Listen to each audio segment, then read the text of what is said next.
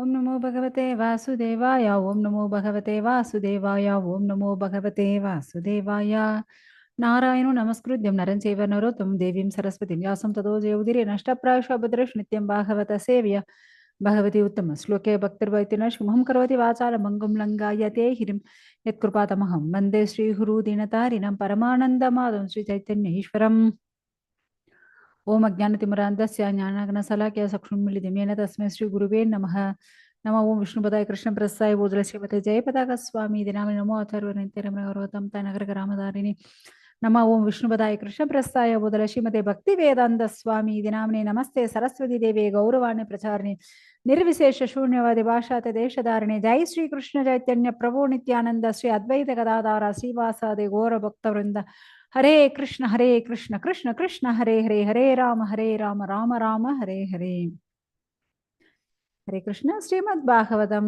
9th ಕ್ಯಾಂಟೋ 18 ಅಧ್ಯಾಯ 9 ಸ್ಕಂದ 18 ಅಧ್ಯಾಯ.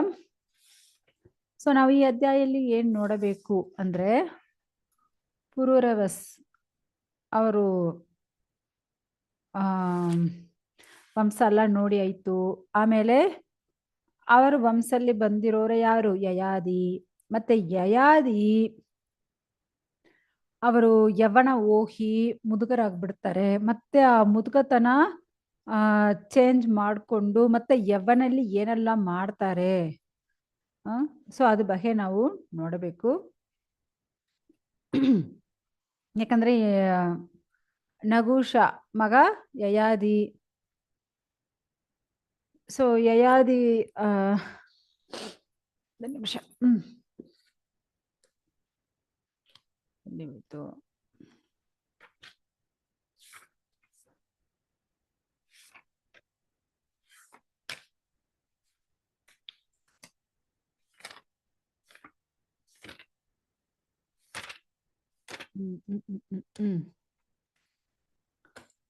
So ನಾವು ನಿನ್ನ ಕ್ಲಾಸ್ಲಿ ಏನ್ ನೋಡಿದೀವಿ?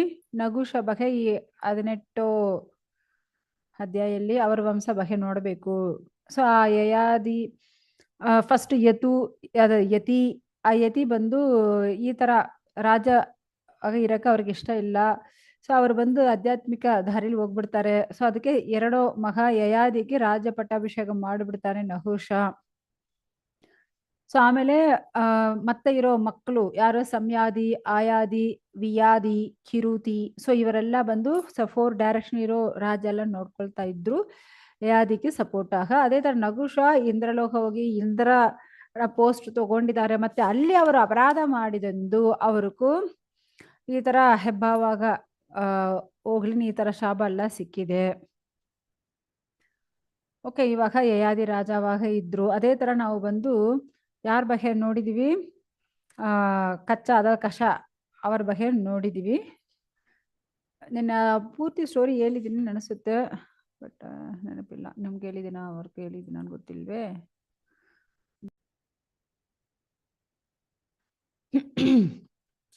ಸೊ ಈ ತರ ಇರುವಾಗ ಆಕ್ಚುಲಿ ಶುಕ್ರಾಚಾರ್ಯರು ಮಗಳು ದೇವಯಾನಿ. ಸೊ ಅಲ್ಲಿ ಬಂದು ಎಲ್ಲರೂ ಬಂದು ಸ್ನಾನ ಮಾಡ್ತಾ ಇದ್ದಾರೆ. ಇದು ಯಾರು? ವೃಷಪರ್ವ ಮಗಳು ಮತ್ತೆ ಶುಕ್ರಾಚಾರ್ಯರ ಮಗಳು ದೇವಯಾನಿ. ಸೊ ಎಲ್ಲರೂ ಎಲ್ಲರೂ ಒಟ್ಟಿಗೆ ಈ ತರ ಬಟ್ಟೆ ಇಲ್ಲ ಆ ತರ ಸ್ನಾನ ಮಾಡ್ತಾ ಇರುವಾಗ ಶರ್ಮಿಷ್ಠೆ ಅವರು ಫ್ರೆಂಡ್ಸು ಎಲ್ಲರೂ ಸ್ನಾನ ಮಾಡ್ತಾ ಇರುವಾಗ ಅಲ್ಲಿ ಬಂದು ನಂದಿ ಮೇಲ್ಗಡೆ ಶಿವ ಮತ್ತೆ ಪಾರ್ವತಿ ಹೋಗ್ತಾ ಇದ್ದಾರೆ. ಸೊ ಅವ್ರನ್ನ ನೋಡಿದ ತಕ್ಷಣ ಎಲ್ಲರೂ ಏನ್ ಮಾಡ್ತಾರೆ? ಅವ್ರವ್ರ ಬಟ್ಟೆ ಎತ್ತು ಮೇಲ್ಗಡೆ ಹಾಕೊಂಡ್ಬಿಡ್ತಾರೆ. ಸೊ ಆತರ ಹಾಕೊಳ್ಳುವಾಗ ಏನಾಗುತ್ತೆ? Sharmishtha by mistake Devayani dress ಆ ಬಯಲ್ಲಿ ಬೇಗ ಬಂದು ದೇವಯಾನಿ ಡ್ರೆಸ್ ಎತ್ತು ಹಾಕೊಂಡ್ಬಿಡ್ತಾರೆ. ಸೊ ಅವಾಗ ದೇವಯಾನಿ ಬೈತಾಳೆ, ಈ ತರ ಏನು ಯಜ್ಞಕ್ಕೂ ಹೋಗೋ ತುಪ್ಪ ಈ ತರ ನಾಯಿ ಹತ್ರ ಹೋಗಿದ ತರ ಆಯ್ತು ನನ್ನ ಬಟ್ಟೆ. ಸೊ ಆ ತರ ಭಗವಂತನ ಮುಖವಾಗಿ ಇರೋರು ಬ್ರಾಹ್ಮಣರುಗಳು ನಾವೆಲ್ಲ ಭೃಗು ವಂಶಲ್ಲಿ ಹುಟ್ಟಿರೋರು. ನಮ್ಗೆ ಎಷ್ಟೊಂದು ಮರ್ಯಾದೆ ಇದೆ, ನಮ್ ಕುಲ ಗೌರವ ಎಲ್ಲ ಇರುತ್ತೆ. ಈ ತರ ನನ್ನ ಬಟ್ಟೆ ಎತ್ತು ನೀವು ಹಾಕೊಂಡಿದ್ಯಾನ ಆ ತರ ಸ್ವಲ್ಪ ಇನ್ಸಲ್ಟ್ ಮಾತಾಡ್ಬಿಡ್ತಾರೆ. ಸೊ ಆ ತರ ಮಾತಾಡಿದಿಂದು ಶರ್ಮಿಷ್ಠೆಗೂ ಜಾಸ್ತಿ ಕೋಪ ಬಂದ್ಬಿಡುತ್ತೆ. ಅವ್ರಿಗೂ ಕೋಪ ಬಂದು ಏನ್ ಮಾಡ್ಬಿಡ್ತಾರೆ, ಅವಳು ಮಾತಾಡಕ್ಕೆ ಶುರು ಮಾಡ್ಬಿಡ್ತಾಳೆ. ಶರ್ಮಿಷ್ಠೆ ಬಂದು ನೀ ಬಂದು ಒಂದು ಭಿಕ್ಷೆ ತಗೊಳ್ಳೋಳು,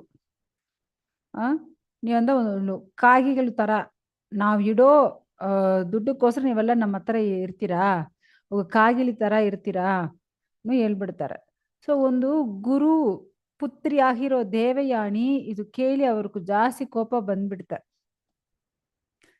ಸೊ ಮತ್ತೆ ಶರ್ಮಿಷ್ಠೆ ಕೋಪದಿಂದ ಏನ್ ಮಾಡ್ಬಿಡ್ತಾಳೆ, ದೇವಯಾನಿನಿ ಅಲ್ಲಿರೋ ಒಂದು ಬಾವಿಯಲ್ಲಿ ತಳ್ಬಿಡ್ತಾಳೆ.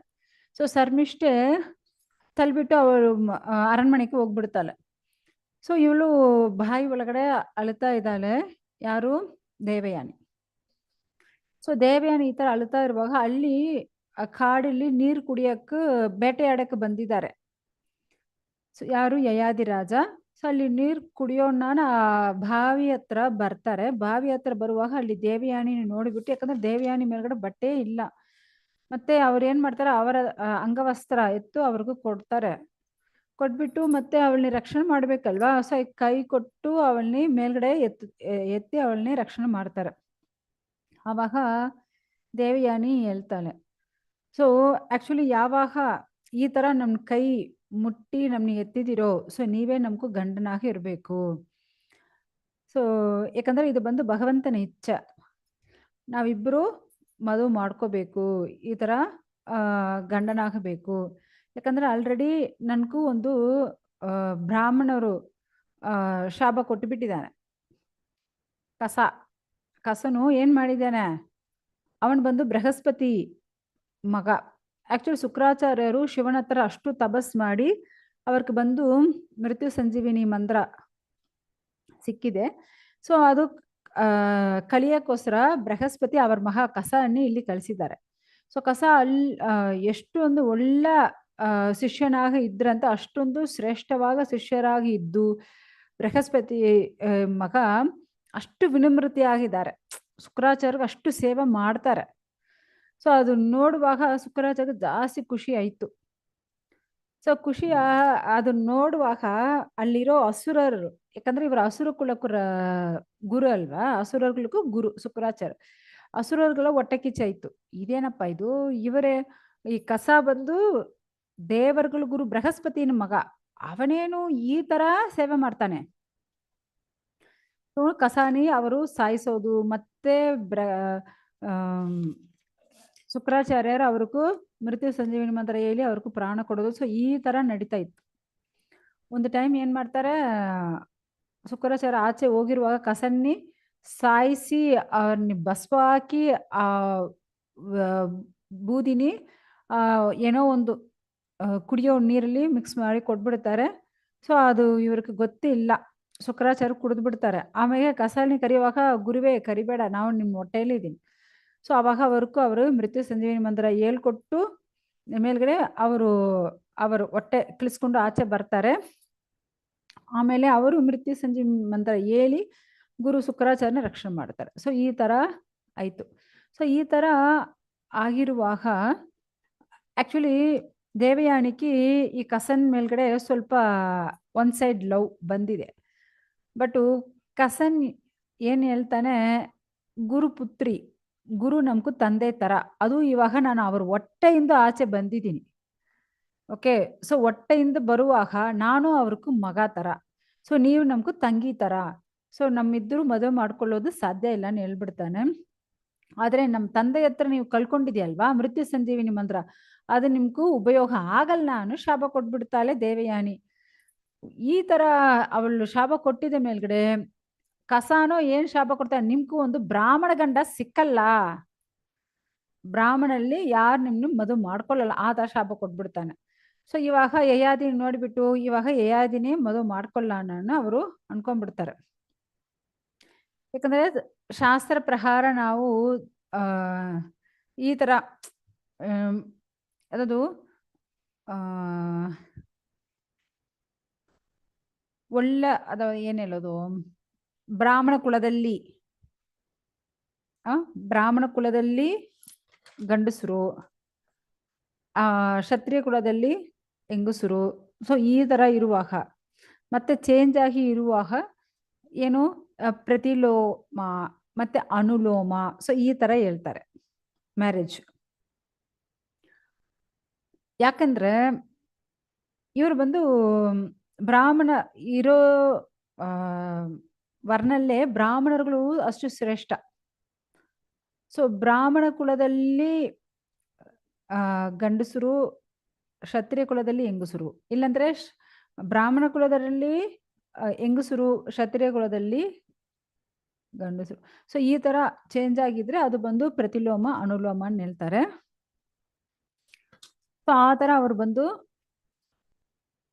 ಮದುವೆ ಮಾಡ್ಕೊಳ್ಳೋಣ ಅನ್ಕೊಂಡ್ಬಿಡ್ತಾರೆ. ಬಟ್ ಇಲ್ಲಿ ಮನೆಗೆ ಬಂದ್ಮೇಲೆ ದೇವಯಾನಿ ಅವರ ತಂದೆ ಶುಕ್ರಾಚಾರ್ಯರ ಹತ್ರ ಶರ್ಮಿಷ್ಠೆ ಏನೇ ಈ ತರ ಮಾಡಿದಾಳೆ, ನಮ್ನಿ ಬಾಯಲ್ಲಿ ತಳ್ಳಿಬಿಟ್ಟಿದ್ದಾಳೇನು ಅವ್ರು ಬಂದು ಹೇಳ್ತಾ ಇದ್ದಾರೆ. ಸೊ ಹೇಳುವಾಗ ಇದು ಕೇಳುವಾಗ ಶುಕ್ರಾಚಾರ್ಯರು ಬೇಜಾರಾಗಿದೆ. ಅವರು ಓಕೆ ನಾವು ಮತ್ತೆ ಇಲ್ಲಿ ಇರಬೇಡ ಅನ್ನೋ ಅವ್ರ ಮಗಳನ್ನ ಕರ್ಕೊಂಡು ಅವರು ಹೋಗ್ತಾರೆ. ಸೊ ವೃಷಪರ್ವ ಇದನ್ನ ನೋಡ್ಬಿಟ್ಟಿದ್ದಾರೆ. ಅಯ್ಯೋ ಇವರು ಶಾಪ ಕೊಟ್ಟಿದ್ರೆ ಏನ್ ಮಾಡೋದು, ಓಡೋಡಿ ಬಂದು ಶುಕ್ರಾಚಾರ್ಯರ ಕಾಲಿಗೆ ಬಿದ್ದು ಅವರ ಹತ್ರ ಕ್ಷಮಾಪಣೆ ಕೇಳ್ತಾ ಇದ್ದಾರೆ. ನೀವು ದಯವಿಟ್ಟು ಇಲ್ಲಿಂದ ಹೋಗ್ಬೇಡ, ನೀವು ಕೋಪನ ಇಟ್ಕೋಬೇಡ, ನಿಮ್ಗೆ ಏನ್ ಬೇಕು ಹೇಳಿ ನಾವು ಮಾಡ್ತೀನಿ ಆ ತರ ಯಾರು ಆ ರಾಜ ವೃಷಪರ್ವ ಹೇಳ್ತಾರೆ. ಸೊ ರಾಜ ವೃಷಪರ್ವ ಇಷ್ಟು ವಿನಮ್ರತೆಯಾಗ ಕಾಲು ಬಿದ್ದು ಕೇಳುವಾಗ ಶುಕ್ರಾಚಾರ್ಯರು ಸ್ವಲ್ಪ ಕೋಪ ಹೋಯ್ತು. ಹೋಗಿದ ಮೇಲ್ಗಡೆ ಇವಾಗ ನನ್ನ ಮಗಳು ಅವಳು ಏನು ಇಷ್ಟಪಡ್ತಾಳೋ ಅದು ಬಂದು ನೀವು ನೆರವೇರಿಸಬೇಕು. ಮತ್ತೆ ದೇವಯಾನಿ ಏನ್ ಹೇಳ್ತಾರೋನು ವೃಷಪರ್ವ ವೇಟ್ ಮಾಡ್ತಾ ಇದ್ದಾರೆ. ಬಟ್ ದೇವಯಾನಿ ಏನ್ ಹೇಳ್ತಾಳೆ, ಆಕ್ಚುಲಿ ನಿನ್ ಮಗಳು ಯಾರು ಶರ್ಮಿಷ್ಠೆ ಮತ್ತೆ ಅವಳ ಫ್ರೆಂಡ್ಸು, ತೋಳಿಗಳು,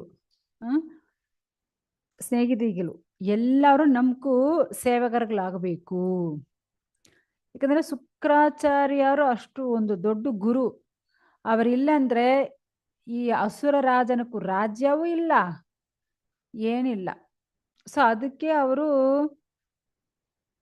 ವೃಷಪರ್ವ ಅಕ್ಸೆಪ್ಟ್ ಮಾಡ್ಕೊಳ್ತಾರೆ. ಯಾಕಂದ್ರೆ ಶುಕ್ರಾಚಾರ್ಯ ಇಲ್ಲಂದ್ರೆ ಏನೇ ಇಲ್ಲ.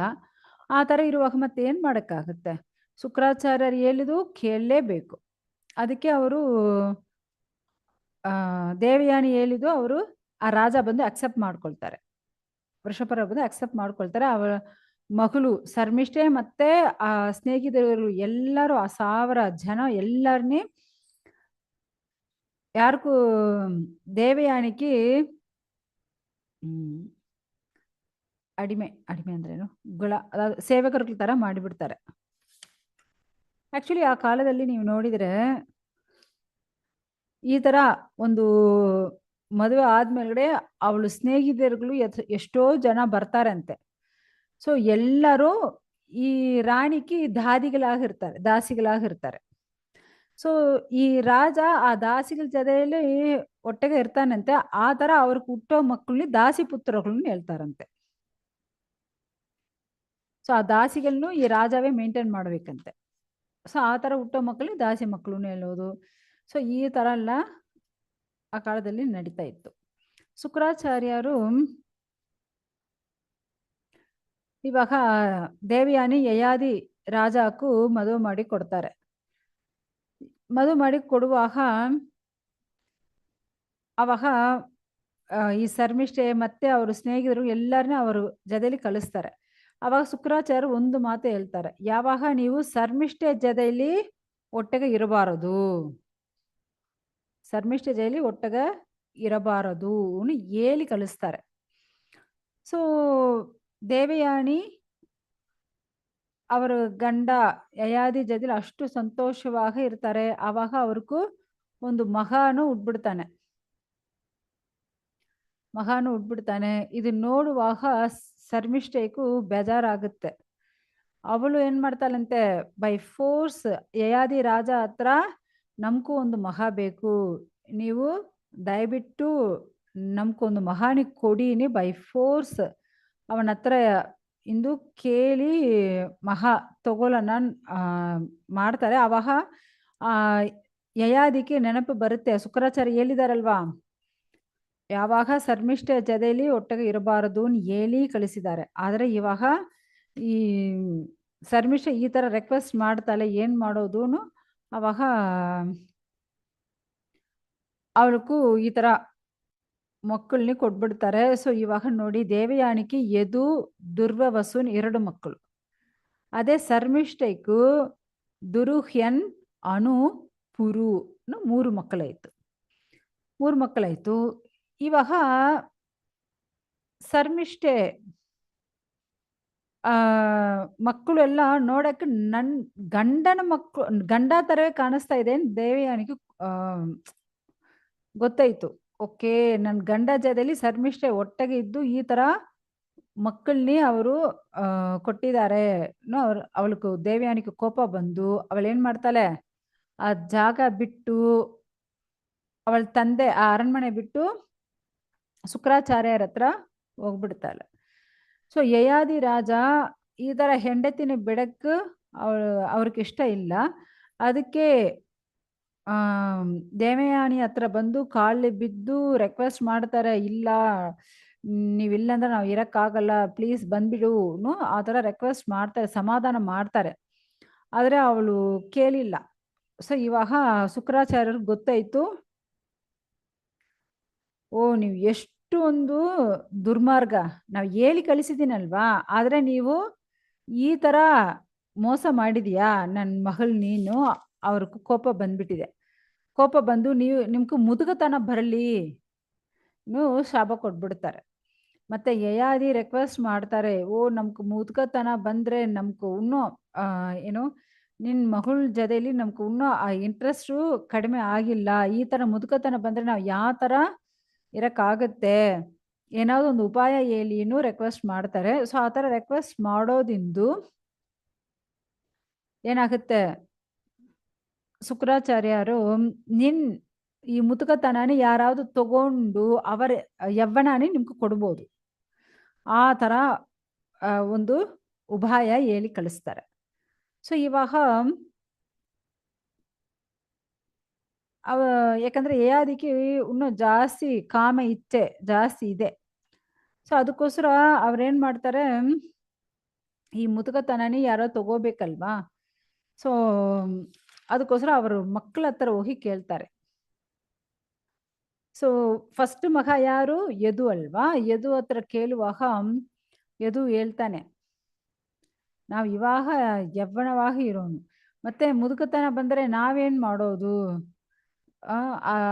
ಯಾಕಂದ್ರೆ ಈ ಭೌತಿಕ ಸುಖಭೋಗಗಳಲ್ಲಿ ಈ ತರ ಏನೋ ಎಲ್ಲ ಅನುಭವಿಸ್ಲೇಬೇಕು, ಜನ್ಮ ಮೃತ್ಯು ಜರಾ ವ್ಯಾಧಿ. ಸೊ ಹುಟ್ಟೋದಾಗ್ಲಿ, ಮುದುಕತನ ಬರೋದಾಗ್ಲಿ, ಮತ್ತೆ ವ್ಯಾಧಿ ಬರೋದಾಗ್ಲಿ, ತೀರೋದಾಗ್ಲಿ ಎಲ್ಲ ಬರೋದೆ. ಸೊ ಇದರಿಂದ ನಾವು ಆಚೆ ಹೋಗಕ್ಕಾಗಲ್ವೇ. ಸೊ ಅದಕ್ಕೆ ನಾವು ಬಂದು ನಿಮ್ಮ ಮುದುಕತನನೇ ಎತ್ಕೊಳ್ಳಕ್ಕಾಗಲ್ಲ ಹೇಳ್ಬಿಡ್ತಾನೆ. ಯಾರು ಅಕ್ಸೆಪ್ಟ್ ಮಾಡ್ಕೊಳ್ತಾರೆ ಹೇಳಿ? ಯಾಕಂದ್ರೆ ಮುದುಕತನ ಇರುವಾಗ ನೀವು ನೋಡಿದ್ರೆ ಅಷ್ಟೊಂದು ಮೈ ನೋವು ಇರುತ್ತೆ ಅವ್ರಿಗೂ. ಒಂದು ನಿಮಿಷ.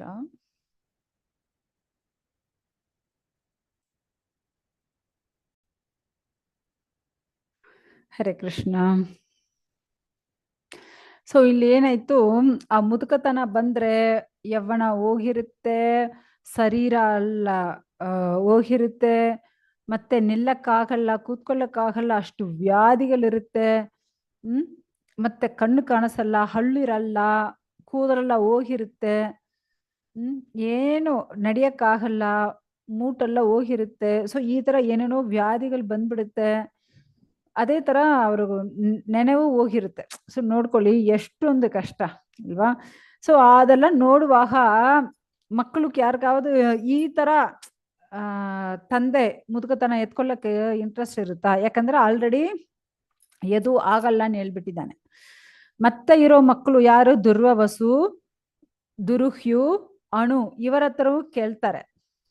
ಆದ್ರೆ ಅವರೆಲ್ಲವೋ ಅಯ್ಯೋ ನಮ್ಕಾಗಲ್ಲ, ಈ ತರ ಮುದುಕತನಾನೇ ಎತ್ಕೊಳ್ಳಕ್ಕೂ ಆಗಲ್ಲ, ನಾವು ಇವಾಗ ಯವ್ವನವಾಗಿದ್ದೀವಿ, ನಾವು ಅನುಭವಿಸ್ಬೇಕಲ್ವಾ, ನಿನ್ ಮುದುಕತನ ನಾವೆಲ್ಲಿಂದ ತಗೊಳ್ಳೋದು ಅವರು ಆಮ್, ಬಿಡ್ಬಿಡ್ತಾರೆ, ಆಗಲ್ಲ ಅನು.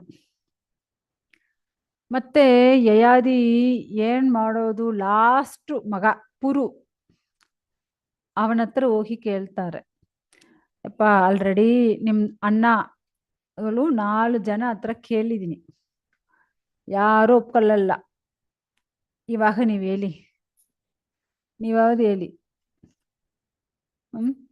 ಏನ್ ಮಾಡ್ತೀಯಾ, ನೀವಾவது ನಿಮ್ನ ಯವ್ವನ ನಮ್ಗೆ ಕೊಡ್ತೀಯಾ, ನನ್ ಮುದುಕತನ ನೀವು ತಗೊಳ್ತೀಯಾ ಕೇಳ್ತಾರೆ. ಸೊ ಇವಾಗ ಪುರು ಹೇಳ್ತಾರೆ, ತಂದೆ ಈ ಲೋಕಕ್ಕೆ ನಾವು ಬಂದಿರೋದೇ ನಿನ್ನಿಂದ ಬಂದಿದ್ದೀನಿ, ಈ ಮನುಷ್ಯ ಶರೀರ ಸಿಕ್ಕಿರೋದೇ ನಿಮ್ಮಿಂದ ನಮ್ಗೆ ಸಿಕ್ಕಿರೋದು. ಸೊ ಈ ಮನುಷ್ಯ ಶರೀರ ತಗೊಂಡಿದ ಮೇಲ್ಗಡೆ ಆ ದೇವೋತ್ತಮ ಪರಮ ಪುರುಷನಕ್ಕೆ ಭಕ್ತಿ ಮಾಡಿ ಅವನ ಹತ್ರ ಹೋಗಕ್ಕಾಗುತ್ತೆ. ಆ ತರ ಇರುವಾಗ ನಿನ್ಕ ನಾವು ಕೊಡಲ್ವಾ. ಸೊ ಅವ್ರ ತಂದೆ ಅதாவது ತಂದೆ ನೋಡುವಾಗ, ಅதாவது ತಂದೆ ಏನ್ ಅನ್ಕೊಳ್ತಾರೋ ಅದು ಪ್ರಕಾರ ನಡೆಯೋದು. ಅವ್ರು ಹೇಳಕ್ಕೆ ಮುಂಚೆ ಅದು ಬಂದು ಮಾಡ್ತಾನಲ್ವಾ, ಅವನ್ ಬಂದು ಆ ತರ ಮಹಾ ಬಂದು ಉತ್ತಮಣ್ಣಂತೆ. ಬಟ್ ಅವರು ಹೇಳಿ ಕೇಳೋ ಮಹಾ ಬಂದು ಮಧ್ಯಮನ್ ಹೇಳ್ತಾರೆ. ಆದ್ರೆ ತಂದೆ ಹೇಳ್ಬಿಟ್ಟಿದ್ದಾರೆ, ಆದ್ರೆ ನಾವು ಇದು ಮಾಡ್ಲೇಬೇಕು ಒಂದು ಸಗಿಸ್ಕೊಂಡು ಒಂದು ಕೋಪ ಪಟ್ಕೊಂಡು ಅದು ಮಾಡ್ತಾರಲ್ವಾ, ಆ ಮಹಾ ಬಂದು ಅದಮಣಂತೆ. ಮತ್ತೆ ತಂದೆ ಹೇಳಿ ಅವ್ರು ಕೇಳಿಲ್ಲ ಅಂದ್ರೆ ಅವನೆಲ್ಲ ಮಲಮೂತ್ರಕ್ಕೂ ಈಕ್ವಲ್ ಅಂತೆ. ಈ ತರ ಶಾಸ್ತ್ರಗಳು ಹೇಳಿರುತ್ತೆ. ಸೊ ಅದಕ್ಕೆ ನಾ ಬಂದು ನಿನ್ ಮುದುಕತನಾನಿ ತಗೊಳ್ತೀನಿ ತಂದೆ, ನನ್ ಯವನವನಿ ತಗೊಳ್ಳಿ ಏನು ಹೇಳ್ಬಿಡ್ತಾನೆ ಯಾರು ಪುರು. ಸೊ ಆ ತರ ತಗೊಂಡಿದ ಮೇಲ್ಗಡೆ ಯಯಾದಿ ಏನ್ ಮಾಡ್ತಾರೆ, ಈ 7 ದ್ವೀಪನಿ ಅವರು ರಾಜ್ಯ ಪರಿಪಾಲನ ಮಾಡ್ತಾರೆ. ಅಷ್ಟು ಚೆನ್ನಾಗಿ ರಾಜ್ಯ ಪರಿಪಾಲನ ಮಾಡಿ ಆ ಯವ್ವನಾನ ಇಟ್ಕೊಂಡು ಅಷ್ಟು ಅವರು ಸುಖ ಭೋಗಗಳನ್ನ ಅನುಭವಿಸ್ತಾ ಇದ್ದಾರೆ. ಅವರು ಪ್ರಿಯವಾದ ಹೆಂಡತಿ ದೇವಯಾನಿ ಜೊತೆಲಿ ಅಷ್ಟು ಸಂತೋಷವಾಗ ಅವರು ಬಂದು ಎಂಜಾಯ್ ಮಾಡ್ತಾ ಇದ್ದಾರಂತೆ. ಅದೇ ತರ ದೇವಯಾನಿ ಅವ್ರಿಗೂ ಅಷ್ಟೊಂದು ಸುಖಾನೇ ಅವಳು ಬಂದು ಕೊಡ್ತಾ ಇದ್ದಾಳೆ.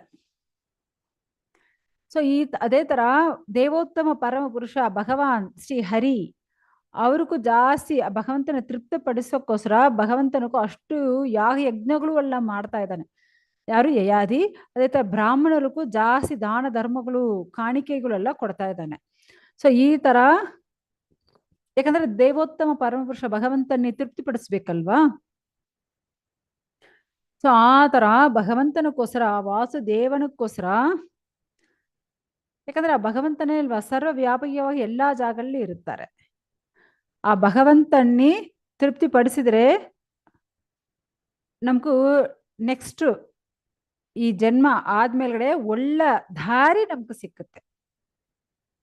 ಯಾಕಂದ್ರೆ ಈ ಜನ್ಮ ಮೃತ್ಯು ಜರಾವ್ಯಾಧಿ ಈ ಚಕ್ರ ಒಳಗಡೆಯಿಂದ ನಾವು ಬಿಡುಗಡೆ ಮಾಡ್ಬೇಕಂದ್ರೆ ಒಂದೇ ದಾರಿ, ಸಾಕ್ಷಾತ್ ಆ ದೇವೋತ್ತಮ ಪರಮಪುರುಷ ವಾಸುದೇವನ್ಗೂ ಭಕ್ತಿ ಮಾಡೋದು. ಯಾಕಂದ್ರೆ ಆ ಭಗವಂತನೇ ಅಲ್ವಾ ಎಲ್ಲರ ಹೃದಯಲ್ಲಿ ಪರಮಾತ್ಮವಾಗ ಇದ್ದಾರೆ. ಆದ್ರೆ ನಮ್ ಭೌತಿಕ ಕಣ್ಣಕ್ಕೂ ಭಗವಂತ ಕಾಣಿಸಲ್ಲ. ಆದ್ರೆ ಆ ಭಗವಂತ ಇಲ್ಲ ಹೇಳಕ್ಕಾಗತ್ತ, ಇಲ್ವೇ. ಸೊ ನಾವು ಇವಾಗ ಸುಖವಾಗಿ ಇರ್ತೀವಿ ಅಂದ್ರೆ ಅದು ಭಗವಂತನ ಕರುಣೆ ಎಂದು ನಾವು ಸುಖವಾಗಿರ್ತೀವಿ. ಸೊ ಈ ತರ ಅವರು ಭಗವಂತನಿಗೂ ಅಷ್ಟು ಭಕ್ತಿ ಮಾಡ್ತಾ ಇದ್ದಾರೆ, ಅಷ್ಟು ಶುದ್ಧ ಭಕ್ತಿ ಅವರು ಮಾಡ್ತಾ ಇದ್ದಾರೆ. ಕೃಷ್ಣ ಭಕ್ತಿಲಿ ಅವರು ಅಷ್ಟು ದೃಢವಾಗ ಆಧ್ಯಾತ್ಮಿಕವಾಗ ಎಲ್ಲಾ ವಿಷಯಗಳು ಅವರು ಮಾಡ್ತಾ ಇದ್ದಾರೆ. ಯಾಕಂದ್ರೆ ನಮ್ ಇಂದ್ರಿಯ ತೃಪ್ತಿ ಪಡಿಸ್ಬೇಕಂದ್ರೆ ಅದಕ್ಕೂ ಭಗವಂತನ ಅನುಗ್ರಹ ಬೇಕು. ಅದಕ್ಕೆ ಭಗವಂತ ಋಷಿಕೇಶ, ಎಲ್ಲರಿಗೂ ಇಂದ್ರಿಯಗಳು ಇರುತ್ತೆ, ಅದು ತೃಪ್ತಿಯಾಗಿರುತ್ತೆ ಅಂದ್ರೆ ಅದಕ್ಕೂ ಆ ಭಗವಂತನ ಅನುಗ್ರಹವೇ ಬೇಕು. ಅದಕ್ಕೆ ಭಗವಂತನಿಗೆ ಋಷಿಕೇಶ ಹೆಸರು. ಆ ಭಗವಂತನ ಅನುಗ್ರಹ ಇಂದು ನಾವು ಚೆನ್ನಾಗ ಇವಾಗ ಇರೋದಿಂದು ಆ ಭಗವಂತನಿಗೆ ನಾವು ಶುದ್ಧ ಭಕ್ತಿ ಮಾಡಬೇಕು. ಭಗವಂತನಿಗೆ ಭಕ್ತಿ ಮಾಡಿಲ್ಲ ಅಂದ್ರೆ ನಾವು ಸಂತೋಷವೂ ಇರೋಕ್ಕೂ ಸಾಧ್ಯವೇ ಇಲ್ಲ. ಸೊ ಇವಾಗ ನಮ್ದು 18 ಅಧ್ಯಾಯ ಕಂಪ್ಲೀಟ್ ಆಯ್ತು. ನಾವು ನಾಳೆ ಬಂದು 19 ಅಧ್ಯಾಯ ನೋಡೋಣ. ಸೊ ಇವಾಗ ನೋಡಿದೀವಲ್ವಾ ಯದು. ಸೊ ಅವರಿಂದ ಯದುವಂಶ ಬಂದಿದೆ. ಯಾಕಂದ್ರೆ ದೇವಯಾನಿ ಮಕ್ಕಳು ಯದು ದುರ್ವವಸು. ಸೊ ಆ ದುರ್ವವಸುವಿಂದು ಯವನ ವಂಶ ತುರುಕಿಲಿ ಇರ್ತಾರಲ್ಲ, ತುರುಕಿ ಇವಾಗ ಒಂದು ಕಂಟ್ರಿ. ಸೊ ಆ ತುರುಕಿಲಿ ಇರೋರೆಲ್ಲ ಈ ದುರ್ವವಸು ವಂಶ. ಓಕೆ, ಅದೇ ತರ ಈ ಶರ್ಮಿಷ್ಠೆ ಮಕ್ಕಳು ಯಾರು, ದುರುಹ್ಯನ್, ಅವರು ಬಂದು ಭೋಜ ವಂಶ. ಅಣು ಅವರು ಬಂದು ಮಿಲೇಚ ಗ್ರೇಕ್ ಮಿಲೇಚ ವಂಶ. ಅವ್ರು ಬಂದು ಗ್ರೀಕ್ನು ಹೇಳ್ತಾರಲ್ವಾ, ಸೊ ಆ ಕಂಟ್ರಿದು. ಪುರು ಇವರು ಬಂದು ಪೌರವ ವಂಶ. ಸೊ ಈ ಪುರು ವಂಶ ಬಗ್ಗೆ ನಾವು ನಾಳೆ ನೋಡೋಣ. Okay okay, Hare Krishna. ಏನಾವುದು doubt ಇದ್ರೆ ಕೇಳ್ಬೋದು.